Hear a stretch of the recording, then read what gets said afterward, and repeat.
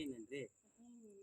பிச்சை எடுத்தாவது சாப்பிடணுன்றது இல்லை, பிச்சை எடுத்தாவது படிக்கணும். எப்படி பிச்சை எடுக்கணும்? இதை சொல்லி கொடுங்க, இதை சொல்லி கொடுங்க, இதை சொல்லி கொடுங்கன்னு போய் அறிவு சார்ந்து போய் கேட்கணும். ஐயா இதை சொல்லி கொடுங்க ஐயா, இது தெரியலையா, இதை சொல்லி கொடுங்க ஐயா, ஐயா இதை சொல்லி கொடுங்க ஐயா, ஐயா இதை சொல்லி கொடுங்க ஐயா, ஐயா இதை சொல்லி கொடுங்க ஐயா, ஐயா இதை சொல்லி கொடுங்க ஐயான்னு சொல்லிட்டு பிச்சை எடுக்கணும்.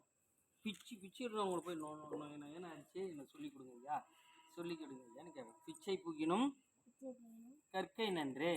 எல்லார்கிட்டையும் போய் பணிஞ்சு பிச்சை எடுத்து கற்றுக்கணும். புரியுதா? அதுதான் உன்னை வளர வைக்கும். கையேந்தி சாப்பிட்டா சோம்பேறித்தனத்தை ஊட்டும். ஓகே? ஏய் நான் உழைச்சி சாப்பிட்டா நீ என்னடா எனக்கு சோம்பேறியாக இருந்து விட்டாக்கா சோறு கிடைக்காது தம்பி. ஓகே? நான் சோம்பேறி இல்லடா, சுறுசுறுப்பாக உழைக்கிறவன், ஊதியம் பெறுவேன், நிறைய சம்பாதிப்பேன், உழைப்பேன். புரியுதா? சோம்பேறி ஆகி எனக்கு கையேந்த வச்சு கேவலமாக்காத. ஓகே? புரியுதா? சுறுசுறுப்பு இல்லைன்னா என்ன, துணியே இருக்காது. இந்த மாதிரி துணிலாம் இருக்காது. நான் உழைக்கிறேன்னு சொல்லிட்டு அப்படியே உழைச்சின்னா உழைக்கிறதான். ஆனால் விரைந்து உழைக்கணும். விருப்பமாக வேகமாக உழைக்கணும். ஓகே?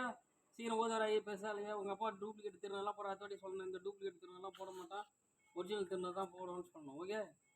போய்ட்டு எங்கே இருக்குது தண்ணி, மூஞ்சை கழுவோம், ஒரிஜினல் திருநெ போடும் தண்ணி இல்லை.